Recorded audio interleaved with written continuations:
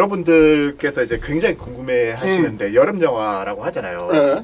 여름 영화가 시작되는 주가 30주에 여름 영화가 시작돼요. 뭐 어느 회나 마찬가지로 30주에서 31주, 32주 이 3주 안에 모든 게 다 결판이 납니다. 오. 배급사들이 4월달, 5월달쯤에 여름 시장에 자사가 가지고 있는 작품들 중에 어떤 영화를 여름 시장에 내보낼 것인가, 이것들을 좀 짱구로 엄청 굴려요. 아, 그러면 약간 이제 우리가 약간 필살기로 넣어야 될 거를 여기다 조금 약간. 그렇죠.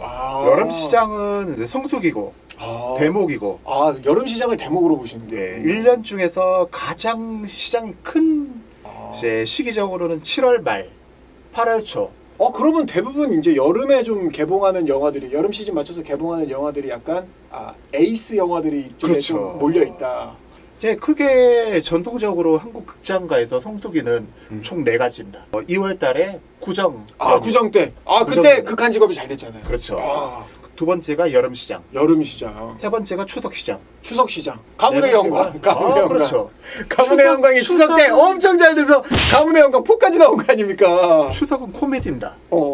그리고 이제 마지막으로 겨울방학. 겨울방학. 크리스마스, 겨울방학 시즌. 반지의 제왕. 예, 그렇죠. 반지의 제왕, 해리포터. 그리고 근데 이제 최근 들어서 이 4가지 큰 성수기 중에서 여름 시장이 제일 크고, 그리고 여름 시장 아까 제가 이제 30주차가 있는데, 여러분들께서 이제 올해 여름 시장 보실 때 재밌게 보실 수 있는 관전 포인트 중에 하나가 여름 시장 누가 여냐 30주차에 누가 개봉하냐. 다음 주에 바로 이 개봉하는 영화가 바로 유승환 감독의 밀수예요. 이걸 어떻게 해석을 해야 되냐면, 그 CJ 롯데 쇼박스 뉴 4대 대형 배급사들, 요즘엔 또 메가박스 중앙이 또 올라와가지고 이제 5대 정도로 치는데, 이 배급사들이 제일 먼저 어떤 영화를 내는지를 잘 보시면 돼요. 이번에 올해 여름 시장은 밀수가 테이프를 끊어요. 그건 무슨 얘기냐면 뉴가 제일 자신 있다는 거예요. 우리 밀수 30주차에 7월 26일 날 우리 개봉할 테니까 나머지는 보시고 알아서 날짜 정하세요. 요거예요. 깡패. 네. 깡패. 그러니까 에이스 중에 에이스가 첫 테이프를 끌었다고 보시면 되는 거죠. 그런 의미가 또 있네요. 네, 이거 그런 되게, 의미가 있습니다. 이게 모르는 분들은 있는데, 이렇게 과학적인 메커니즘이 작용을 한다.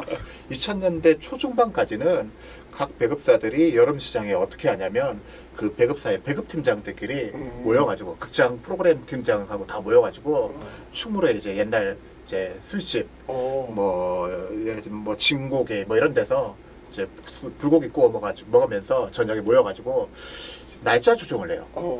같은 날 안 붙게 하려고. 그래서 우리 이번에는 우리가 이제 30주차에 들어갈 테니까 다음에는 니네가 뭐 그 다음 주에 개봉해라. 이렇게 시장들을 서로 피해가 안 가게끔 이제 조정을 하다가. 뭔가 되게 원탁에서 되게 이렇게 진지하게 회의할 전에 불고기집에서 불고기 먹으면서 그날 그럼 술 먼저 취한 사람은 마지막으로 개봉일이 밀리는 거 아닙니까? 아니 그런 데도 있을 거예요. 어제 김 대표 어제 술 취해서 다 얘기했잖아. 마지막으로 하기로. 왜 딴 얘기하고 있어? 그거를 이제 전문 용어로 데이팅 작업이라고. 이 배급 사업에서 제일 중요한 것 중에 하나가 이 배급팀에서 자기가 갖고 있는 영화를 어떤 시즌에, 어떤 계절에, 며칠에 개봉을 시킬 건가. 날짜를 정하는 게 사실 날짜 정하는 게 중요하죠. 굉장히 중요하고, 최근 들어서 2000년대 이후에는 한국 영화들이 같은 날 붙는 경우가 많아지기 시작하면서 이제 관객 입장에서 이제 영화 플레이어들 입장에서는 대체 누가 이기냐, 요거 보는 또 재미가. 당사자들은 피가 말리죠. 쌍끌이를 하면 좋거든요. 그렇죠. 예, 쌍끌이 이제 전문 용어인데, 쌍끌이. 두 영화가 같은 날 개봉해서 누구 하나 피해 보는 영화 없이. 그렇죠. 원래 이게 그런 거잖아요. 선의의 경쟁으로 약간 팬덤이 붙어가지고 더 보고 아니 우리 2회차, 3회차, 4회차, 5회차 이렇게 본다 해가지고 같이 천반되는 그런 경우가 있으면 상당히 좋은데. 그렇죠. 시장 파이가 더 커지기 때문에 서로 이제 가져가는 목도 늘어나고. 음악계에서는 가능하거든요. 음악에서 가능해요? 왜냐면 음반이 같이 붙었어. 예를 들면 2000년도 초에 우타다 히카루의 퍼스트 러브라는 그 앨범이 있고, 알죠. 하마사키 아유미라는 또 유명한 가수가 있는데 이 두 팬덤이 붙은 거야. 앨범이 새로 나왔는데 같은 날. 이제 2집이 나오고 또 어떤 새 신보가 나왔는데, 그래가지고 서로 더 많이 팔아준다고 팬들끼리 2장 사고 3장 사고 4장 사가지고 판매율을 올리려고. 판매율이 이렇게 올라가는 그런 경우가 있거든요. 이제 한국 영화도 그런 쌍끌이 성공 사례가 있어요. 같은 날은 아니고 한 주 간격으로 격돌을 했던 영화가 있는데 김용화 감독의 국가대표, 아 국가대표 그리고 윤재균 감독의 해운대. 아 해운대 그 두 편이 응. 두 영화 격돌을 했는데 결과가 어떻게 됐냐면 둘 중에 하나는 나가 떨어질 것이다. 모두 예상과 다르게 해운대가 1,000만 넘었죠. 요게 2010 몇 년도에 그 윤종빈 감독의 군도, 네, 그쵸. 쇼박스였죠. CJ의 명량, 롯데의 해적, 그리고 뉴의 해무, 그 봉준호 감독이 제작을 했죠. 아 해무는 봉준호 감독이 제작. 맞아요. 근데 요때 군도가 미키 유청 나오잖아요. 해무에. 군도가 이제 올해 밀수처럼 이제 자신감 있게 첫 테이프를 끊었는데 아 그렇죠. 맞아요. 네. 거기에 군도에 일단 강동원 나온다니까. 강동원 씨하고 이제 하정우 하정우. 씨 투톱. 그리고 이제 측무로의 공무원 이경영 형님 아 그렇죠. 진행을 시켜. 그래서 기대 상당히 많이 했었는데. 김성준 씨 나오고. 근데 이제 한 500만 명 정도 이제 나쁜 성적은 아닌데 쇼박스가 이제 기대했던 만큼의 성적이 안 나왔고 여기서 이제 정말 하이라이트는 명량하고 해적이었죠 사실은. 해적 잘 됐어요. 저는 해적 잘 안 될 줄 알았거든요. 솔직히 저도요. 해적 잘 안 될 줄 알았어. 해적 망할 줄 알았는데. 나는 잘 안 될 줄 알았어. 와 해적하고 명량하고 막 이렇게 갔었죠 그때도. 해적에도 이경영 배우 나오네. 아 그렇죠. 진행시켜. 거기서도 이경영 씨가 나옵니다. 와 대단 1,000만 배우네. 그때 유행했던 얘기가 있잖아요. 충무로는 이경영이 나오는 영화와 이경영이 안 나온 영화. 아 그래. 난리다. 와 이번에 개봉하는 밀수는 어떨 것 같나요? 근데 이거를 너무 섣불리 얘기하기는 좀 약간 조심스럽지 않으세요? 이미 어제 언론 시사 배급을 통해서 기자들에게 공개가 됐고 그리고 어제 저녁에는 또 영화 관계자들 모시고 시사회가 열려가지고 이제 반응들 대부분 이제 역시 기대작이고 예고편에서 보는 게 전부가 아니다. 반드시 극장에 가서 봐야 된다. 뭐 이런 반응들이 굉장히 많았고 역시 액션장인답게 유승환 감독이 이를 갈고 만들었다. 정말 재밌는 상업 영화다. 그런 반응들도 굉장히 공통적으로 많았고 근데 전작하고 결이 완전히 다르고 이거는 캐릭터가 장르를 끌고 가는 이야기다. 캐릭터가 보통은 많은 장르 영화들이 범하기 쉬운 실수 중에 하나가 장르를 정해놓고 거기에 사건을 만들어 놓고 거기에 캐릭터를 우겨 넣어가지고 어느 정도 관객이 예측 가능하게 만들잖아요 상업 영화들을. 근데 이 영화는 캐릭터들이 사건을 끌고 가고 캐릭터들이 장르를 만들어가는 상업 영화다. 정말 그 어제 반응들 보면서 진짜 와 최고의 반응들이 다 나왔어요 어제. 방금 되게 시내 21에서 나오신 것 같았어요.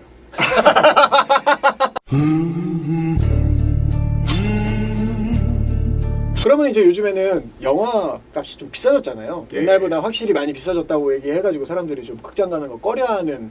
그러니까 한번 가려고 하다가도 약간 생각 다시 한번 하게 되는 그런 게 있잖아요.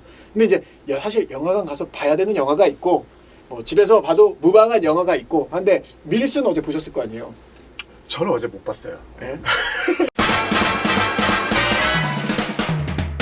식책이 이제 본부장이다 보니까 이제 예전처럼 막 이제 오후 시간대를 이제 시사회에 갈 수가 없고 회사에서 저는 이제 자 다음 영화가 이제 비공식 작전인데 요것도 사실 뭐 기대가 많이 될 만한 게 김성훈 감독의 비공식 작전. 김성훈 감독은 이제 전작이 그 터널이랑 넷플릭스에서 킹덤 했었잖아요. 킹덤 시리즈. 근데 킹덤 신전도 연출을 했고. 근데 킹덤 되게 재밌게 봐가지고. 근데 여태까지 만들었던 작품을 보면은 조금 다 제가 재밌게 봤던 영화라서 좀 기대가 되긴 하는데 약간 느낌이 이제 모가디슈랑 살짝 그 약간 협상이랑 약간 겹칠 것 같은 느낌이 있는 거야. 근데 많은 사람들이 제가 커뮤니티를 가도 다 그 얘기를 해. 그 얘기 다 하고 있고 그래가지고 쇼박스에서 처음에 원래 비공식 작전 제목이 피라미였잖아요. 네. 이거는 아직 그러면은 시사회가 아직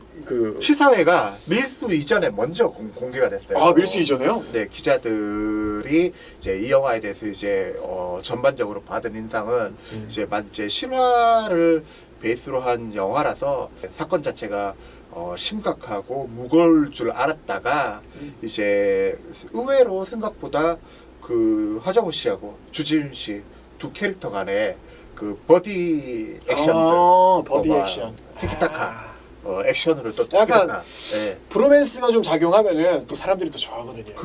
거기에 좀 더 방점이 찍힌 액션 영화다. 알고 보니 그런 영화더라.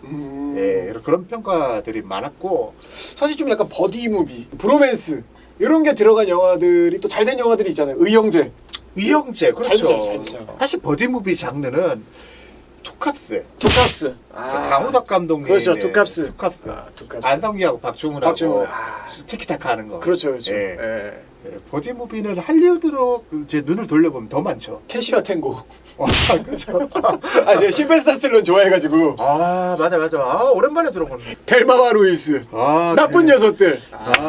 맞아요. 버디 무비가 사실은 김성훈 감독이 전작이 끝까지 간다 또 버디 무비 장르였고. 그 조진웅 씨하고 이성균 씨. 그렇죠. 버디라고 봐야 되나요? 버디 막 부딪히는 건 아닌데. 같이 싸우면서 정드는 건가? 우당탕탕. 예. 광복절 특사. 그렇지. 광복절 특사 버디 무비지. 와, 진짜 오랜만에 버디 무비지. 이거 어떻게 얘기하다가 여기까지. 버디 무비 얘기하다가. 비공식 작전 얘기하다가. 비공식 작전 버디 무비더라.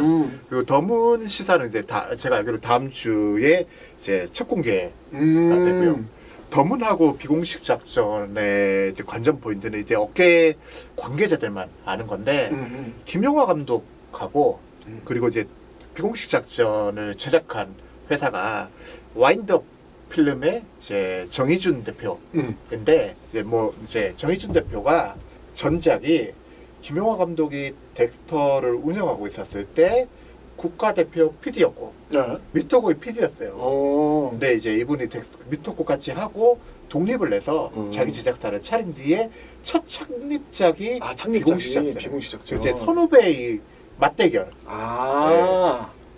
김용화가 키우는 프로듀서가 자기 제작사를 차려가지고 이제 김용화 감독하고 같은 날 격돌을 하는. 자존심 대결인가요? 업계에서 이걸 자존심 대결로 봐야 되는 거야? 약간 그런 거 있거든요. 예전에 자존심 대결 예전에 김건모 아시죠? 김건모 씨 아시죠? 김건모 씨가 3집까지 라인음향에서 뭐 노이즈, 박미경 막 이렇게 막 키워낼 때 그때 김건모 씨도 거기 같이 있었단 말이에요. 근데 김건모 씨가 3집 이후에 그 기획사를 나와요. 그리고 나서 이제 새 앨범 4집 스피드가 나왔는데 그게 스피드예요? 네. 나와서 독립해서 이제 나와서 4집을 냈는데 이게 이제 나온 사람은 나왔기 때문에 더 잘 되는 걸 보여줘야 되는 부담감이 있고 이 사람은 최고의 가수가 나가서 잘 되는 게 뭔가 약간 조금 그럴 수 있잖아요. 그렇죠. 네. 근데 이제 둘이 여름에 붙은 응원을 하면서도 근데 누굴 붙였냐면은 클론을 붙였어요. 클론 꿈다리 잡아라가 그때 딱 나왔거든요. 누가 이겼어요? 클론이 이겼어요. 네, 원래 이제 우리가 그때 당시에는 가요 톱10 이제에서 1위 하는 게 최고잖아요. 근데 그 중에서도 1위다. 그러면 골든컵 타야 또 이제 대한민국 1등 인증해 주는 거잖아요. 그 공인 인증서인데 그때 김건모의 스피드가 4주 연속 1위를 하고 있었어. 근데 마지막에 그걸 저지한 게 쿨론의 꿍따리 잡아라. 꿍따리 잡아라가. 그리고 김건모 탈락. 꿍따리 잡아라 5주 연속 1위. 그렇게 됐다. 보통 김건모 라이벌은 신승훈 씨 아니었나요? 신승훈 씨도 근데 그 라인 음향이 있어가지고 원래는 같은 기획사였어요. 네, 어쨌든 원래 같은. 그리고 이게 가장 자존심 상하는 게 뭐냐면은 신승훈이랑 붙어서 지면은 그거 인정. 신승훈이니까. 그렇지. 장르도 다르고. 근데 신인이랑 붙었는데 더 스크라치. 지금 이걸 그렇게 봐야 되나요? 더문과 비공식 작전을 우리가 억지로 이렇게 만들어내. 그러면은 더문은 좀 약간 관전 포인트가 있다고 사람들이 좀 얘기하나요? 더문은 지금 이제 우주 공간을 배경으로 하는 SF 영화는 쉽지 않은데 처음이잖아요. 한국에서. 물론 할리우드는 뭐 인터스텔라나 그렇죠. 뭐 되게 많잖아요. 글래비티라든지 뭐 많이 있잖아요. 한국 영화 사상 처음으로 우주 공간을 배경으로 한 이제 SF물은 처음이다. 이 과연 이제 신과 함께 그 만화를 원작으로 만화 배경을 이제 VFX로 구현했던 이 김영하 감독이 그리고 김영하 감독이 과연 이제 얼마나 우주 공간을 이제 사실감 있게 구현을 했을까?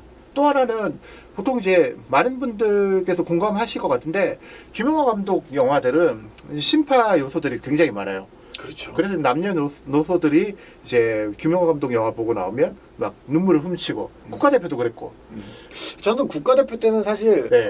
보면서 네. 재밌게 슬펐거든요. 재밌게 감동도 슬퍼요. 있고 이 오브라더스도 감동도 있고 그렇죠. 이게 자연스러웠는데 저 약간 신과 함께해서 약간 실망을 좀 많이 해가지고 이거는 진짜 그런 거 있잖아요. 야 너 이래도 안 울 거야.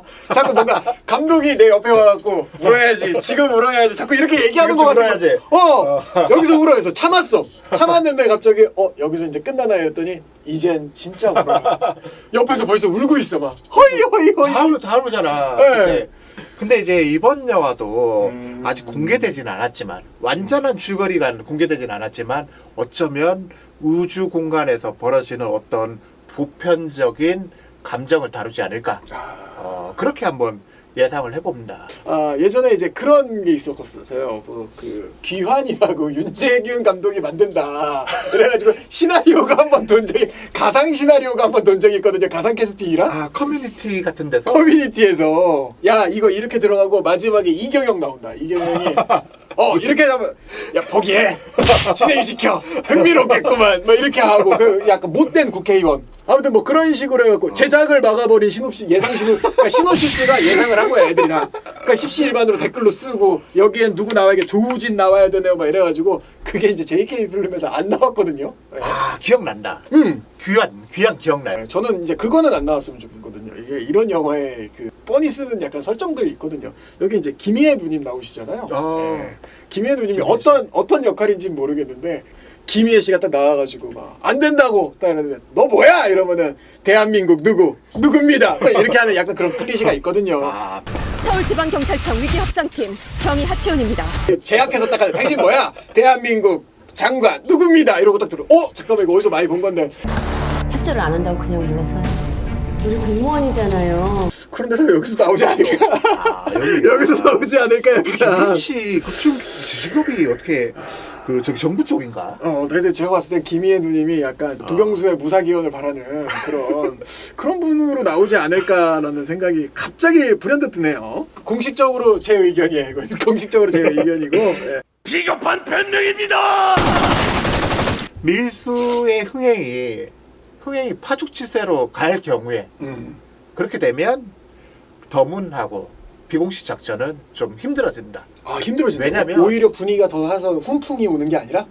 그런 효과도 있죠, 사실은. 그런 효과도 있는데 보통은 이제 우리나라 여름 시장은 한 주 안에 결판을 내야 돼요.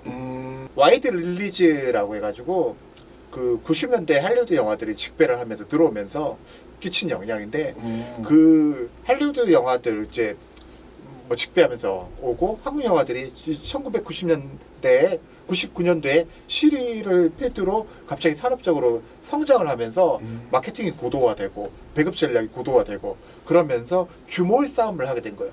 모든 마케팅 물량을 첫 주에 다 쏟아부어요.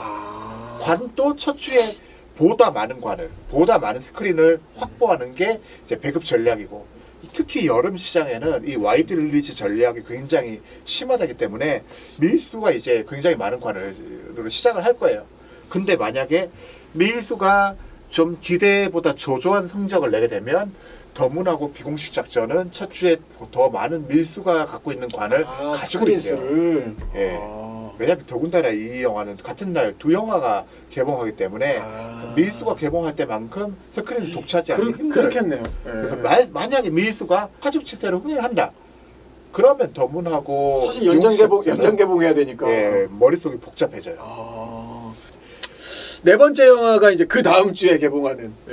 이분이 이제 술 먹다가 필름이 끊긴 분이라고 봐야 되는 건가요? 마지막 주에 개봉하니까 콘크리트 유토피아라고. 근데 그렇게만 볼 수가 없는 게 전략상 D가 비어 있는 걸 선호하는 전략이 있을 수 있어요. 중간이 제일 어려워요. 중간이 제일 어려운 게 앞에서 잘 되면 스크린 확보하기가 힘들어지고 그리고 뒤에 피해갈 데가 없어요. 뒤에 다음 주에 또 영화 개봉하는데 그럼 앞에서 그 스크린 안 주고 뒤에서 다음 주에 되면 스크린 또 확보를 하게 되면 중간에 사실 박치는 경쟁은 약간 없어지는. 한국의 쇼트트랙 전략인데 그렇죠. 마지막에 4등으로 이렇게 가고 있다가 인터넷에 그런 작전이 있거든요. 무릎을 꿇은 건 추진력을 얻기 위함이다. 뭐 이런 거 있잖아요. 저는 그 생각을 한 번도 못 해봤는데. 4년제 대학에 나왔습니다.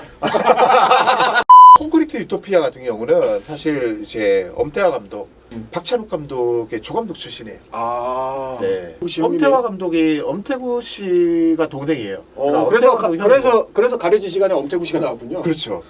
그리고 두 사람이 엄태화 감독이 한국영화 아카데미 시절, 카파 시절에 별명이 이제 유승범 뉴브라더스처럼 엄브라더스. 엄브라더스요? 충무로에 엄브라더스가 나온다. 아. 이제 콘크리트 유토피아는 아직 어떤 영화인지 뭐 공개가 안 돼가지고. 예고편은 나와가지고 어땠어요?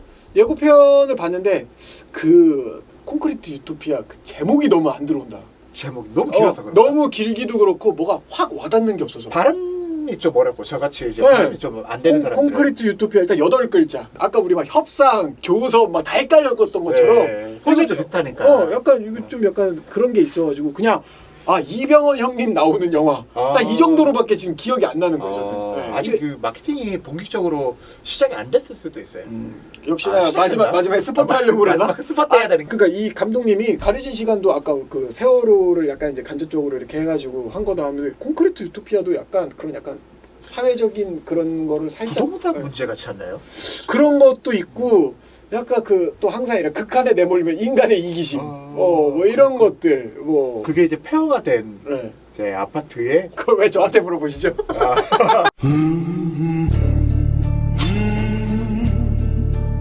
콘크리트 유토피아 제작한 제작사가 이제 클라이맥스 스튜디오라고 해가지고 그 이번 여름 시장에 넷플릭스 오리지널의 이 여름 공개작 DP 시즌 2 DP 시즌 예, 2 요거 제작한 제작사예요. 예. 뭐든 잘 돼도 손해는 아니겠네. 하나만 잘 돼도 잘 되는 거 아니에요? 둘 다 잘 되면 당연히 이제 잘 되는 건데. 바로 정산이 되는 거는 네. 이제 콘크리트 유토피아고 한편으로는 이런 예상도 해볼 수 있을 것 같아요. 그 2014년도에 이제 명량 해적처럼 네. 의외로 이 재난 영화 갑자기 마지막으로 콘크리트 유토피아가 의외의 흥행을 거둘 수도 있을 것 같다. 우리가 이제 그 전문 용어로 유쾌한 반란이라고 하죠. 유쾌한 반란이 될 수도 있죠.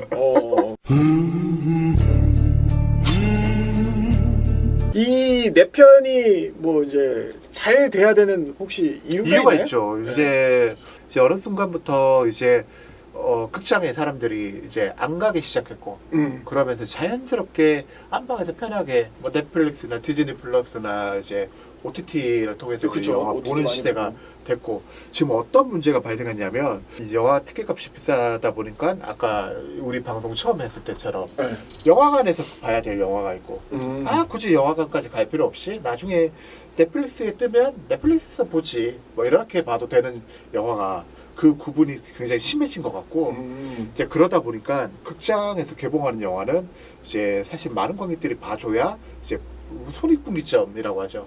이제 본전도 하고 손해를 안 보고 투자자들도 돈을 벌고 이게 가능한데 이게 안 되다 보니까 극장용 영화들이 이제 위축되기 시작했어요. 다 이제 영화인들이 OTT 시리즈 제작하러 넘어가고 지금 올해 기준으로 내후년 에 투자되는 영화가 거의 없어요.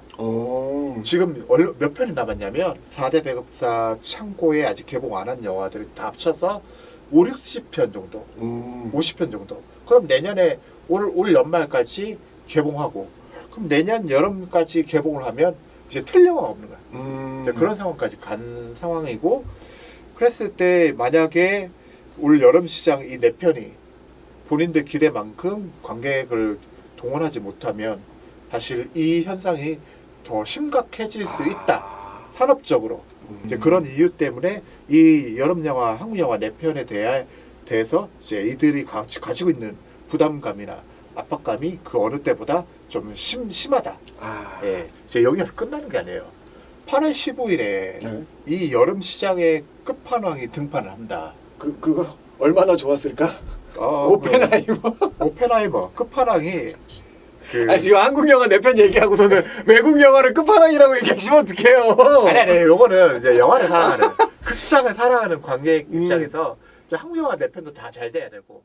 어제도 올해 개봉하는 이 네 편의 영화, 여름 네 편의 영화, 우리가 또 한국 영화를 더 좋은 영화를 보려면은 이걸 또 가서 우리가 의무감으로 또 봐야 된다는 의무도 있다는 그쵸. 거죠. 예.